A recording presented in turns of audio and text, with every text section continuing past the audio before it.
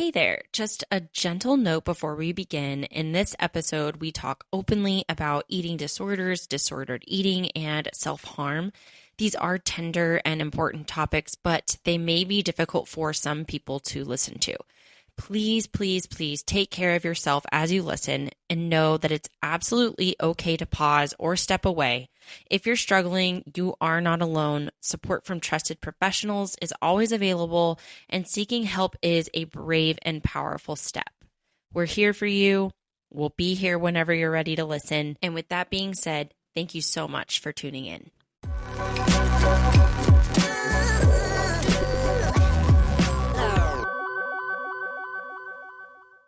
Welcome to the very first episode of the Recomposed series on the Nourisher Podcast. I am so inspired by the women who have come forward to share their stories and hopefully just remind other women out there that they are not alone in their struggles and that healing is possible, but it's also not linear. So I feel incredibly blessed to provide a platform for these women to heal out loud, and I'm so honored that you chose to tune in to this series. The series is going to obviously explore deeply personal and often untold stories of women that are learning to see themselves differently. It's all about peeling back the layers of body image, healing, and self-worth. It's not going to be perfect, but it is going to be honest. These are the conversations that are going to challenge the narratives that we've been handed and make space for new ones that are going to be rooted in compassion, resilience, and the courage to keep rewriting the story. To kick off this series, we are honored today to sit down with Haley Sparks Pullen. She's a nutritional coach whose story is as raw as it is redemptive.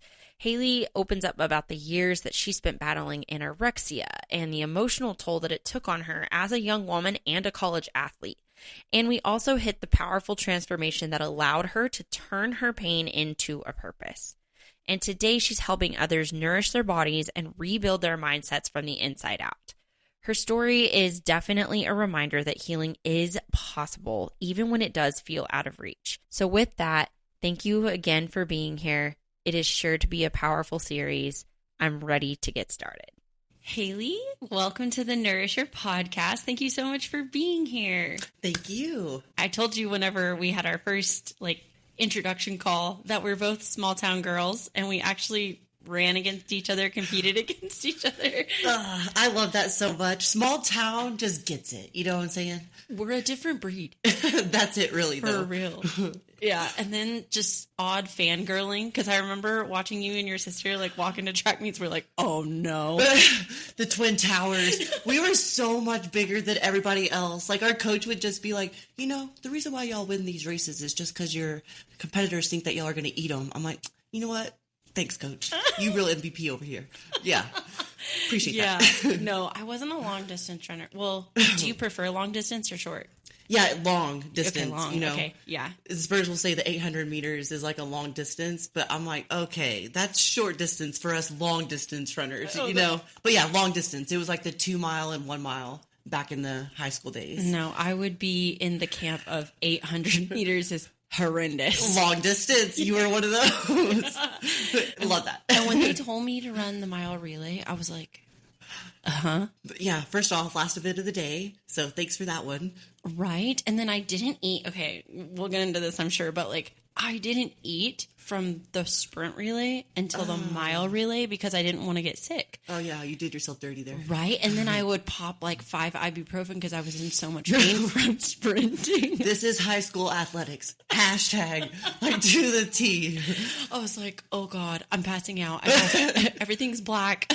Blood sugar. What is this? Yeah. So it's funny that when I asked for recommendations because I wanted to get into this new. Really, I didn't intend for it to be a series, but I think there's just so many of us who struggle with the same things. And so I think it's going to turn into that. And so you're kind of kicking this off. I love that. And I'm super excited. But someone had reached out and they're like, you definitely have to talk to Haley. And I started looking at your stuff. I'm like, I know her, kind of. Kind of. That's so funny. That's the other small town part of it. I was really going to say that. I was like, in the small towns, you really do know each other. Yeah. Truly. And probably your animals, too. Exactly. Your parents, your sisters, your cousins. Yeah. All of it. I get that. So, well, thank you again for agreeing to come on and share your story, because that takes bravery. So let's kind of get into that and introduce yourself. Where are you from? What do you do right now? And kind of how did you get into that space? Yeah. I think it's kind of not funny, but gosh, full circle thinking about this, all the small town people and, us reconnecting and everything and hearing my story, it kind of brings to light maybe some of the struggles that some of us are going through or have gone through in a small town, not even a small town, but just as individuals where we've kept quiet all these years, So I just thought about that. I was like, man, I really do hope that people listen to this and it reaches an audience that can relate to it, So yeah, I grew up with my twin sister in Boys Ranch. I will say that because it's just established so much of our roots. But we moved to Wheeler when we were in 5th grade and ended up graduating high school from there. So still small town stuff, and then went to WT for college and ran distance track and cross country. So the 5K, 10K, where I ended up running abroad also. So I got to experience that through my Spanish major. I don't know, like after athletics in college, you kind of wonder how you're going to stay fit and like still itch that competitive edge. Seriously. I mean, truly, like we're still kind of dabbling in sports and stuff now, which we'll talk about as well. But, that's where I started getting into the bodybuilding and CrossFit realm. And I say bodybuilding for a very short amount of time because that kind of feeds into my eating disorder. I wasn't really serious about it, but that kind of is where I got into my certification, and that's post my anorexia disorder as well. But that's what I do now is full-time holistic coaching, where I partner with healthcare professionals and I'll help their patients and clients basically just learn how to get healthy, and then specifically for their bodies, their hormones, their schedule, everything. And my testimony has kind of helped me and given me this background, credibility, and education that's, helped my business really thrive. So yeah, I'm an athlete still, and I've got my company that's, thriving, rebuilt as well. But yeah, that's a small piece about where I've come from and all that. Oh, I love that. And yeah, I think all of us can relate to coming out of high school when like you're almost forced to do athletics, and then you get out and you're like, oh no, I'm gaining weight. What's happening? Oh my God. Yes. I should go on a walk. Yeah, exactly. I should be on the elliptical for 2 hours. I'll still do the drills that I did in middle school. Yeah. Yes, exactly. Well, and yeah, I'm really excited to hopefully at the end, we can talk more about Rebuilt and the services that you offer, because I think that's very helpful for a lot of women and a lot of people. But can you kind of take us back to, since we're talking really in this series about body image, body dysmorphia, any kind of eating disorders, can you take us back to maybe the first time that you remember struggling with your body image? I think many of us aren't really role modeled, and, not to take away from amazing couples that do, but many of us aren't really shown how to properly like navigate our changing body, the way that we eat, our mindset around health. So I do want to say I remember a time at Boys Ranch when a girl came up to me in PE and asked how I was so skinny. And, for some reason, I told her I just sucked in all the time. And that wasn't even true. I just told her that, why? Sorry, Heather. But, it just took me by shock that someone had actually said something, because that, in retrospect means that she was probably she was thinking about it. And, I don't really have a lot of memories in my childhood at all. So for that one to stick, I think that must have meant something as far as bringing awareness to my own body image, But out of those years, I would say I consciously remember making changes to the way I ate starting in college. That was years after struggling emotionally. And that was my way outside of physical self-harm that I chose to cope. So, I thought about the way that I looked in middle school and high school. I coped with it with self-harm, but it wasn't until, like I said, college that I really started to think about my body image and try to manipulate that. I mean, we could go on about how from a very early age, I remember even being in daycare and girls just, we compare each other to each other, my heart, and it just stinks. I remember I was very young and a girl came up to me at daycare and she's like, I'm going to dress prettier than you because you always dress prettier than I do. So tomorrow I'm going to come and I'm going to wear my best outfit and I'm going to look better than you. And it's just those types of things that stick out in your mind. And you're like, how are we wired to think that way at such a young age? Right. And so when it comes to junior high and high school, you know, even though we're running miles, we're working out hours a day, and we can put away an entire refrigerator full of food. And honestly, it's fine. Like our bodies are growing. We're supposed to be doing that. But to not really have anyone explain to us, like, it's okay because of calorie intake, calorie burn, like, you know, it's okay to eat, you know, let's learn how to do it the right way. You know what I'm saying? Like, food was never the enemy. It's always been, you know, because our parents, what I've obviously have reflected on and see in a lot of my, every single one of my clients is, you know, we're role modeled on how to eat. And if our parents or grandparents don't know how to eat, we're adopting their mannerisms, the way that they look at food, the way that they talk about food, literally everything, you know? And there was a lot of trauma coming out of that as well. But it just, that literally breaks my heart because that little girl was literally just, that's an insecurity, you know, like she's probably not even getting those words at home of just how beautiful she actually is. Right. So it really does break my heart that those are things that aren't wired in us as kids, you know, and that's something that I, as hopefully a future mother, will be able to change for my daughter or son. Right. Oh, for sure.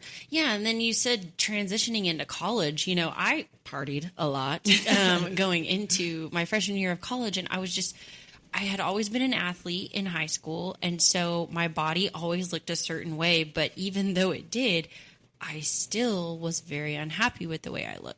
So then, of course, I move into college and I'm drinking and I'm not working. I'm not being forced to work out, you know? And so then I'm like, oh my gosh, now I'm going to college and all of these girls are naturally thin and they look like this. So then I would force myself to get on the elliptical for 2 hours, literally at the rec, you know, and then run sprints. I have no business running sprints as a college student, you know, because I was like, extremely out of shape. But I think it just goes to show that we aren't very well educated on that stuff. And then that it just starts so early and then it follows us for the rest of our lives. Right. We play a guessing game because we're not experts in this area. So it's like our body's changing. What do we learn how to do? Or what do we just naturally learn how to do? Stop eating. You know what I'm saying? Or, I mean, that's literally what we tend to. That's the first answer a lot of us go to. Or what diet do I hop on? It's never about learning what we need to do, which was my fault also, right? But yeah, it's true. It's something that we've got to change as a, you know, epidemic and just a society. I agree. You touched a little bit on it, and if you're comfortable, like, I'd kind of like to dive in a little bit, but you talked about how you coped with some of your anxiety about your body through self-harm. Are you comfortable talking about what that looked like for you?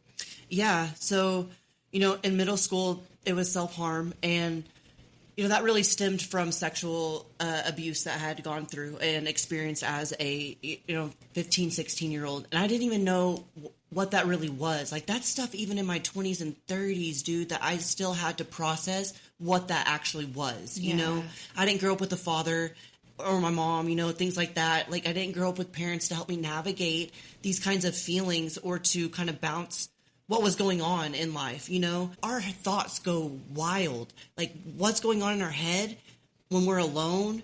And in high school, on top of that, you know, we didn't really have a lot of social media back when we were in high school, right? But gosh, we're our own worst enemy, you know? And so I got into cutting. I just remember going to the locker room and I vividly remember using things like combs, which is so unsanitary, but things like combs or like nails, bro. And I would just scratch up my arms, and I would not even scratch, like to the point where it was concerning, you know? And I think the biggest part that like hurts my childhood heart is that I would see adults see it and no one would say anything. You know what I'm saying? And as a child that didn't grow up with like parents or that support, and then having, you know, getting pregnant when I was 16 years old through this whole situation, and then going through this, you know, high school in a small town, just feeling that neglect, bro. Like, you just, how else do you cope when you don't have Jesus? You know what I'm saying? Like when you don't really know Jesus and have that rock at that point, how else do you cope? And that's really what it was, is I just started coping with harm because it was just something to feel something, you know? Yeah.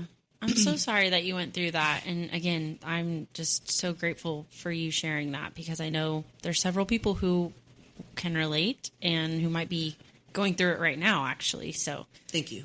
That's very strong of you. You did mention about sexual abuse. You hit the nail on the head when you were talking about in our early 20s. We don't even really understand what sexual abuse looks like, what it means for us to be engaging in sexual activity where we don't know what we're doing, we don't know it's okay to say no, things like that. But I know it plays such a role on how we view our body, how we think of our body. And so how did your experience with the abuse, how did that impact your relationship, like with your body and where it left you mentally?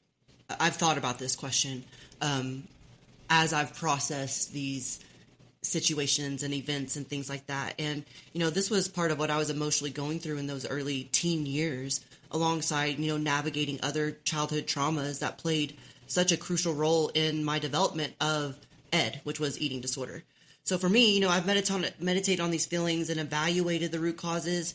And I think the feeling I can associate with this event in my eating disorder was like the lack of motivation to just care. You know, that's what really kind of shifted. I kind of became a zombie, you know. I remember, are we allowed to cry?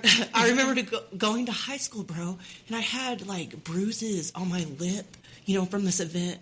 I just remember having like, I was so sore, you know, so sore. And I didn't even say anything, but the nurse, I just feel like she was a guardian angel. She just told me that I could come into her office, and she just said, you can just spend the day here if you want to.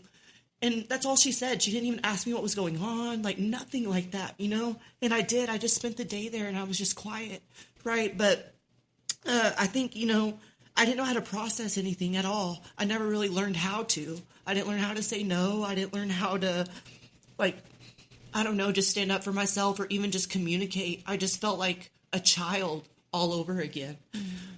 So I think what really shifted in me was I stopped talking. You know, I really just became numb. I didn't know how to communicate anymore. So, yeah. You're making my heart hurt. I'm like, oh, gosh. I've never spoke these things before, but I'm glad I am. Yeah. Okay. Oh, goodness.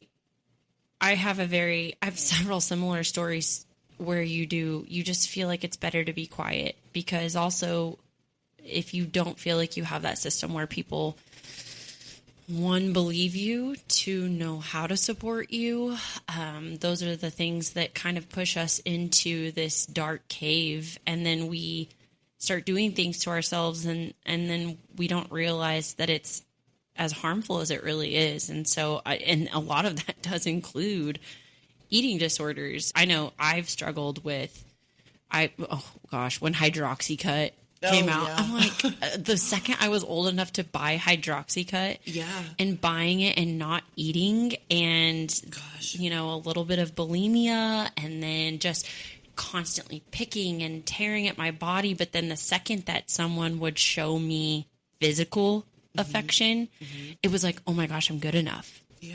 My body's good enough. Wow. It's hard to talk about, and it's very hard to recognize ourselves until someone kind of like pulls you out of that. It's so true. And I know you talked about that from a young age, but I know I deal with that a lot too, even as an adult, being silent while you're struggling. And so I kind of wanted to ask you, what was it like as you transitioned into being an athlete and while dealing with this silent struggle? That's a really good question. It was confusing. You know, I didn't really even know it would affect my career for the better or worse. I was just a child, truly, at that point. So struggling and trying to navigate, you know, living was a lot, like a lot of us. I would constantly obsess over calories, you know, steps, miles, numbers. Like it was always about numbers. I remember tracking like literally the calories from walking from like the cafeteria to the rec. Like it's 200 meters away. You know what I'm saying? Yeah. Like, I would literally track those calories. So it was exhausting. So, you know, I would spend every idle minute on MyFitnessPal, navigating my day's calories or the next day's calories, like 1,200 calories. And I was running 90 miles a week as a distance runner. Like, I just didn't even have enough energy to make it to practice, right? I eventually had my coach send me home because of how frail and like sick I'd become. I just remember walking up to the hub and Coach Dudley looking at me, and she just said, "Haley, go home. Like, you got to go home." And I would just get so mad, you know, like that just really, really triggered me. But I literally got to the point where my skin complexion was green, so malnourished. So then I'm trying to, you know, major in a foreign language also and remember things and have friendships and go to events, you know, have a life. There was just no way. So, you know, dealing with being an athlete, a college athlete, even having a college life on top of that, it was really hard, you know, because I was actually getting better also, getting skinnier and losing weight. So that's why it was like so confusing, because it's like, okay, well, I know I'm destroying my body. I don't feel good. I don't have energy, but I'm also setting PRs at this college. You know, where's the line here? So it was just hard, really, really hard. I feel like that's almost a justification. And it's hard because it's like, okay, well, I'm hitting all my goals, but I know I'm not treating myself well. Yeah. And you feel like crap too. Yeah. Yeah. So how would you hide that though? I mean, obviously some of your coaches would see it and they would recognize it and be like, no, go away until you take care of it. But how did you hide that from people? I didn't. So we had weekly check-ins, and my weight was going down, and my coach started seeing that. And so she was starting to monitor, and she'd bring me in, and she's like, "We can't lose more weight." And that was triggering to me, you know, because I'd see weight drop and that would make me happy inside or whatever. But then I would stop. I would like write down the wrong numbers on my weigh in. Like, I'd go weigh in before she'd go into the office, and I'd write down a different number as well. So that was one way I kind of hid it. But to be honest, and I'm not faulting my coaches because they just didn't know how to handle someone like me, right? But they didn't really say anything. Like, there was a lot of coaches that just didn't say anything. I was getting better. I was performing well, you know? So how do they also navigate this? You know, they were taking me on the travel team to California, to all these places, and I was performing really, really well. So it was a hard line for them to balance. It was a hard line for me to balance, but it was my cross country coach that, and thank God, you know, she's just such a mother that I still talk to as well. But she saw me as like a daughter standpoint, was like, we've got to get on control of this as well. And that's really the only monitoring that I really had, was just like that mothership. But from a coach's standpoint, there's really not, you know. Especially when it comes to eating disorders. I really like that you call it ED. Yeah. Let's give it a name, Yes. right? I think when it comes to that, we're looking for the reward. And it's like, when we feel the reward, it's the justification. And it's like, is it really that bad? You know? That's speaking the thought that I exactly had. Like, you're hitting your PRs, or we fit better in our jeans. Yep. Or we get more attention. You know, it's just like, and it just keeps feeding that. And so it's so hard to break that cycle. Yes. Even when you recognize you have a problem. That's such a good point too. Such a good point, because, you know, I was getting better, and I was fitting into clothes and things that I've always wanted. Right. And like, that feels good. You know, you like that, but it's also the balance of my hair's falling out. I'm sleeping literally all the time. I'm having to leave banquets early because I get, you know, anxious about being around people. You know, I would isolate myself literally all the time just because of food. Like, I would leave things early. I would not eat around people. I just remember crying because we'd go to a pizza restaurant on a track trip, which every athlete was so hype about. Yeah. But I'm over here eating the salad bar and then maybe having a crust and getting back to the hotel and binging, you know? Like, it's just a cycle, right? But we don't talk about it enough. And I'm glad that we are bringing more awareness to it as well. And I feel like women also have more support for each other too. You mentioned how it affected your mental clarity. And I thank you for touching on the negative as well, because yeah, I might be able to fit into these jeans I wore 2 years ago, but now I have no hair. Yeah. I mean, real pretty. Yeah. It's so cute. And no butt, Lost that too. Gonna have to put a rag in the pants. Darn. I'm glad fitness is becoming more, like, I don't want to say attractive, but really though, it's attractive. more of a priority. And that. I'm fine with it being a trend because it's a lot better than the alternative. Mm-hmm. I love that too. And me being fit and things like that, I used to hate muscles. Like, hate them. Did not want a curve on my arm. Like, I wanted bones on my arms. But now it's like, give me the biceps, give me the shoulders, give me the abs. Like, that's hard work proved. And I love that on women too. I'm like, dang, you worked for that. I think being fit is just a great motivation of just discipline and you taking care of yourself. Yeah. And it looks good. Do you have a specific moment that you can remember where you had that breaking point, or maybe like the turning point where you in your mind said, I cannot live like this anymore?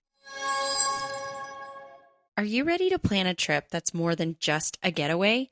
Erin with SideQuest Travel Consulting is your go-to for adventure-packed, culture-rich travel. She's all about those epic, memory-making experiences like island hopping in Greece or exploring the great cities of Italy. Erin does the heavy lifting so that you can just show up and enjoy. Plus, travel isn't just fun, it actually helps you grow, and it's amazing for the kids too.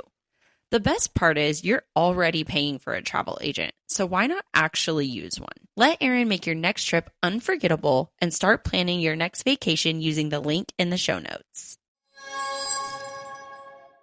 I think you kind of said it too, like sometimes we don't really realize the deep that we're in. And I think that's kind of how it was for me. There wasn't really like an aha moment, but it was like a progressive realization that this actually might be a problem. Mm-hmm. It starts as a goal or a mindset that I had. And then I hyper focused on it through, got on the rabbit hole of social media. And that's where I got into like the bodybuilding thing. Cause I saw all these bikini chicks eating, a 4th cup oatmeal a day and having all these ripped abs. So I would get into that, First of all, you're like, the math ain't mathin'. The math ain't math. Like, guys, how are y'all even alive, right? Not at all. So, I remember several months after losing weight super rapidly, people on my cross-country team would make remarks. I'd have coaches make remarks, like about losing my butt or something like that, which was obvious. So those comments, like, kind of really shape you. But I think it was, seeing like I said, my energy change. I would get sick all the time. The bulimia was a really big, like, okay, Haley, like, that's obviously not normal. You need to be able to eat food and not have anxiety over it, or just be able to be at a kitchen table and not have anxiety over eating with your family. So all those little compound moments just kind of made me realize I'm struggling, but I took pride in that. My Instagram actually started out as a private ed group, like Ed Warrior. And that's how it grew, like that's how my social media actually grew, was my ed community. Okay. Ed Warriors, Ed Soldiers, and it was private because I would literally block anybody that knew me because I was just like, I was sick and I was so triggered from anybody seeing me struggle. But I would follow all these other accounts of anorexia people and it would fuel mine, which is another thing, like I'm struggling, It was just these moments that made me realize that I was really struggling. But I spent just as many years trying to recover as I was in full-blown ed, I think. Mm-hmm. So, I don't know, not the aha moments, but the progressive realization of everybody else isn't doing this. It's not normal. Yeah. I think sometimes, again, that justification, once you realize, instead of justifying your actions, once it's like, oh gosh, or unfortunately it takes a lot of us people pointing it out. Yeah, that was it too. My coaches pointing it out. Yeah. Them trying to even get me to like talk to people, which was so, like I said, triggering. Or I say that a lot because that's what it was. It was triggering. Because I didn't want people telling me to eat 300 carbs a day, especially if they were overweight. Didn't trust that at all, right? So that would just make me isolate myself even more. Like, not going to trust that, right? I'll figure it out on my own. I've done it up to this point.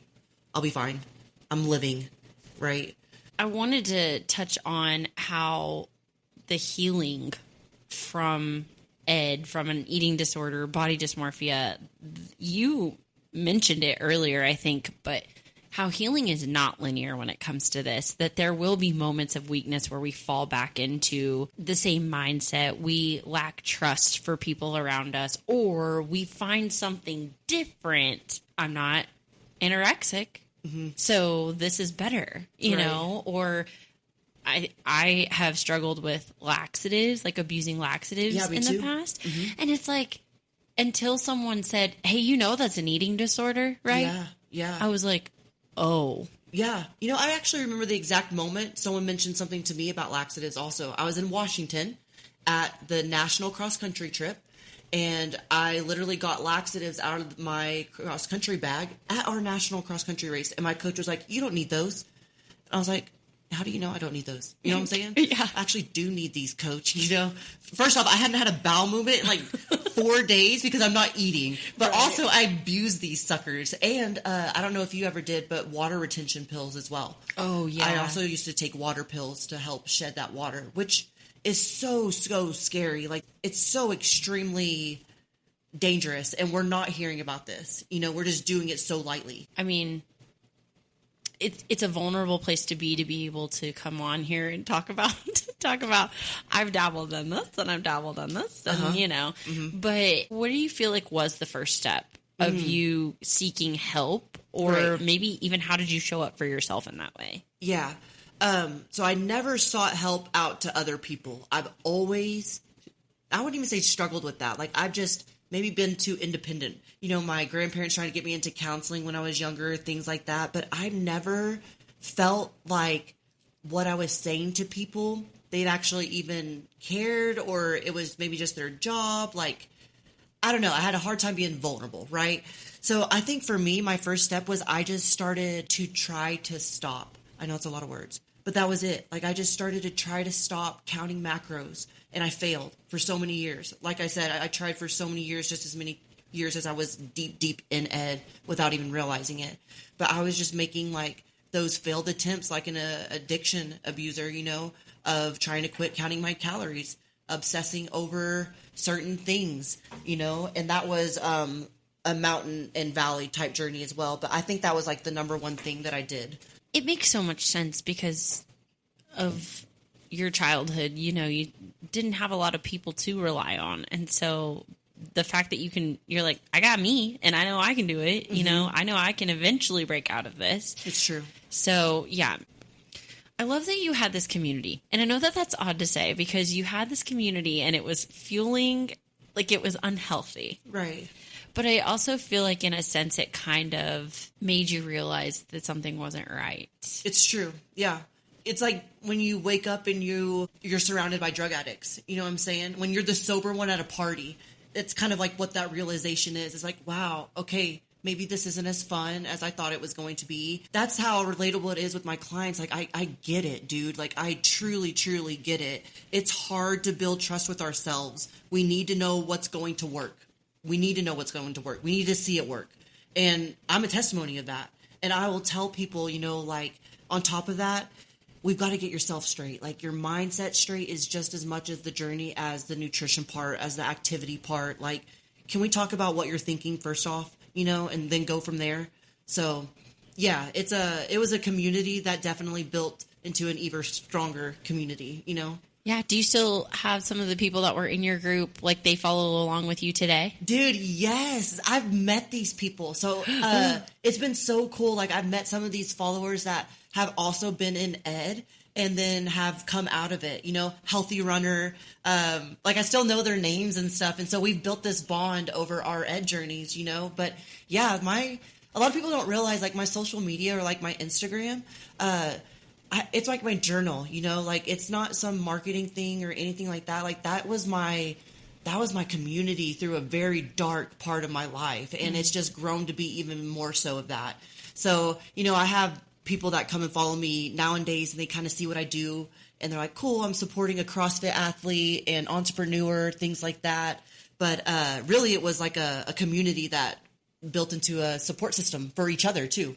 And you said something kind of interesting that you start with your clients, you kind of start talking in a mindset. And I'm sorry, because this is kind of like off the cuff here. So if you're like, but like you talk to your clients about getting in the right mindset first. Ooh, because, and I think that's super important that you're doing that work, because I know for me, when I started learning how to count macros, I obsessed over it. I was so obsessed. Like if my percentages weren't correct, to the gram, right? Exactly, to the gram, to the exact calorie count. If I had logging that gum, oh my gosh, it gets so stressful, and I would get so anxious, and then I would just get overwhelmed and give up. Yeah, and so I think too, it can, even if your goal is nutrition, I still think there's that fine line where you can cross into an unhealthy habit. Absolutely. Yeah, we don't even track calories with my clients. Like if we do, I do have a 72-year-old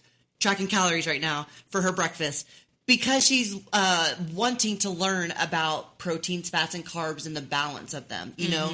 So it's great for those educational purposes. But like with my clients, we're going to learn how to look at a plate and know that it's balanced, you know? Yeah. But the mentality or the mindset part of it, you know, that's the challenge right there. And mentally, we don't talk about it. I mean, we don't talk about it enough, you know? I cried every single day throughout my recovery journey. You know, I went through stages of literally hating myself. And that's so sad to say. Like, hate is such a strong word, but I did. I went through stages of emotionally being so sick and tired of just me, you know? It really stripped away a lot of my memories, a lot of events and moments with my families and friends. But I did it, you know, and it was less about control and how I could like manipulate my body without feeling like I was going to die. Right. And my mindset kind of turned into like this boldness of what I can do with my body and knowing what it went through. So I love kind of teaching clients how to use food for fuel, how they can use their schedules to their benefit and not be such a dreadful process on learning how to get healthy. It can be a fun process, you know? Do you feel like you did a lot of trial and error with your own body as far as like learning how to nourish it? Because bro. I wish that's something, and I hopefully will have a whole other episode on this, because it's like not everybody's bodies are fueled the same way. Yeah, and nobody's is. So it's like, yes, this person can go keto and it works for them. This person can do, you know, right, carnivore and it works for them. But then someone right next to them tries the exact same thing and they don't get the same results. And then we get super frustrated and super down, and then we fall back into that cycle. Yeah. No, I did. I tried Avocare. I tried starvation. I'd be a laugh about it now. The starvation diet, the bodybuilding diet. Like, no, I really did the whole food. The thing is, people can tell you what to eat, but why aren't we getting healthy? Like, there's plenty of meal plans out there. AI can create a meal plan for you, so why aren't we getting healthy? It has to be individualized. And that's a lot of times the emotional and mental journey that goes along with it. Because we could eat 5 meals a day, 3 meals a day, but if you're stressed and you're eating at night because of that stress, like, we've got to take care of that. You know what I'm saying? So it is an individualized journey, and that's where I have a lot of empathy and sympathy for these people, because I'm like, it's not some race. Like, if we're in this thing for 4 years, we can do it, you know, but just don't give up on yourself. And it didn't take me 4 years. Like, it took me a long time. So if people are with me for 2 years, I'm like, dude, you sprinted through this thing, and that's awesome, right? That's my point, is I want to help people get there a lot faster than what I did. Yeah, for sure. Well, I don't feel like everybody just decides, I don't know, maybe they do. You can tell me, but I don't know if there's just a moment that happens where you decide that you're going to become a coach and like turn your pain into your purpose. Right. I mean, do you have a moment like that, or what made you start to think, I can help other people do this? Yeah. Okay. So if I'm backtracking here, it was after, you know, I did the whole bikini competition, started myself solid there. But I was still in the gym lifting at 4 a.m. so nobody could see me. But one of my friends, I'll say, had said, hey, we have someone that wants to do a CrossFit competition. You're really good at cardio. Do you want to do it? So I was like, okay, yeah, I'll do this thing. And so I did the CrossFit competition and we won. And my best friend Brady was like, okay, I think you could be good at this. We should start training. So we did. And we ended up going to a CrossFit gym here in town, and he was going to be the head coach there, and they needed a nutrition coach. Now, I'm still recovering a little bit, like I'm pretty healthy, but I've still got the triggers and mindset, okay? Things that I'm kind of battling. So I get the nutrition certification, but I start coaching these clients and they're starting to see all this progress. And I have clients that are losing 50 pounds, and I'm noticing it's not really triggering me to help them, but it's building my confidence in, I know what I'm talking about. Like, I really do know this stuff, and that's been through the years of tracking macros and obsessing over that on the internet and reading all these things. But I gained so much more than a certification. I gained an experience, So I got that certification and started coaching clients, and I was like, I can do this thing. And so during COVID, that's when I was like, I'm going to open my own company, like I'm going to branch out of this gym, and I'm going to make this my program, right? Because I felt like I could just bring so much more than a cookie cutter version to a certification, So that's what I did. I started building my own program out of, I guess, just confidence with my clients. And a lot of them don't even know that. So thank you guys. I'm a huge words of affirmation person. Yeah. And so it's like when someone finally, steps in and they're like, you helped me do this. Or thank you, I had no idea. Right. And the fact that you spent so many years looking into diets and nutrition and all the things, like you didn't know that later on down the road this was going to help so many people. Right. Yeah, I had no idea I was ever going to be able to talk about food and it not be triggering, or ever, Yeah, so I love that you're helping so many people, and I feel like the nutritional space is also something that is just, it's so hard to navigate alone. And so the fact that you are available for these people, I wanted to ask you, what does that look like when someone decides, okay, I've got to get my nutrition in check, and they stumble across your profile or your business? How does onboarding look like? What does it look like to work with you? Okay, so we're going to talk first. I'm completely virtual. A lot of people don't realize, like, I'm a virtual company.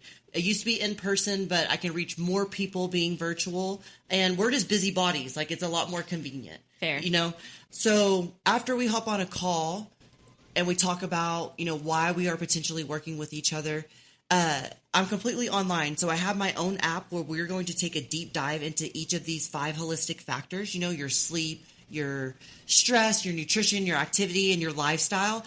And that's where we take an individualized approach, and we are going to start monitoring these action steps and hopping on our weekly calls, communicating daily. I have several different kind of programs now where people have options. I have hormone specific, family and kids coaching, where I actually get to talk to parents about how to talk to their kids growing up. I love that. Yes, like that certification was truly, it was so emotional. Because like, man, if we learned, as parents on how to bring our kids up and speak to them in a way where they can learn about food in a positive manner. So that's a really new certification that I have. And then also the one-on-one coaching. So it's a 90-day program, all virtual, but it all happens in my rebuilt coaching app, where it's extremely accountable and personal. I love creating an app. Yeah. What a feat. It's quite the deal. Yeah, no, I love what you said about talking to parents and children at the same time. Like, again, we talked about it, and we could talk about it till we're blue in the face. But the things that we mirror from what our parents say, think, do to themselves, like, yes, it's huge. Yeah, massive. I love that journey. I can't wait to get into some of those clients, because seeing the kids have fun with their foods and have games and things like that with the family. I'm thinking of all the husbands too that are going to try vegetables for the first time in their life, probably, So it's really healing a family. I think it's healing a family dynamic and creating a family dynamic. Like 70% of families don't even have dinner together at night in the United States. 70%. So if we can literally change just those small things, then we're reducing the rate of teen pregnancy, of ADHD, depression, like all of these things that are coming back to just nutrition and having family conversations. You know, not even a medicine deficiency, but a conversation deficiency, you know? Yeah. I feel like I could talk to you about so many different things for Same. hours. But what message would you want the audience to hear the most? Or like, what do you want them to walk away with today if they are maybe in the thick of their own struggle with body dysmorphia, eating disorders, or even just not knowing where to begin nutritionally? Yeah. You know, I would say no matter what stage, phase, or even cycle you're in your journey, okay? If you're not where you want to be, or you feel like you've even settled because you haven't like seen progress, you're like, well, I guess this is just how I'm supposed to be forever. You know, I just want to say that you're not done. You know, like you still can make changes. Like you don't have to give up on yourself. You know, like even if you tried forever, and you're now 60 years old, like we really can make a change and it not be stressful or unenjoyable, you know? So no matter where you're at, we can still get to where you want to be. Don't feel like you have to settle or be stuck. I want to ask you this, and I don't know if it might be an emotional answer, but what do you think you would say to the version of yourself who felt lost? As my adult version, you know, I've gone through this journey emotionally, physically, you know, spiritually. Truly, the most important thing I would say is that, you know, I have a father that weeps for me, a heavenly father, you know, that weeps for me.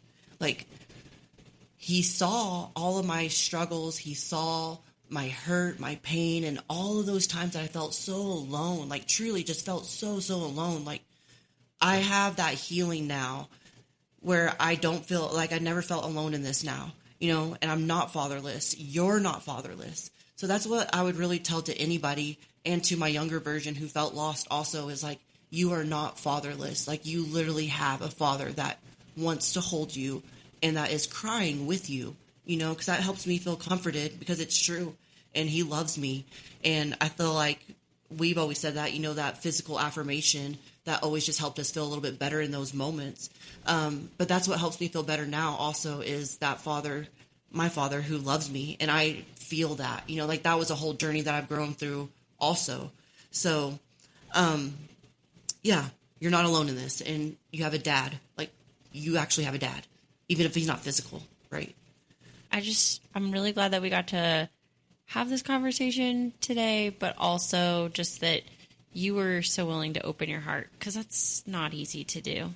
Dude, thank you. And I'm so grateful for your platform. Like, I'm so excited to see this flourish, because it's going to reach ears that need to hear vulnerable conversations like this. And I'm grateful for my testimony, but I'm also grateful for you, and just praying blessings and favor over your platform. Thank you.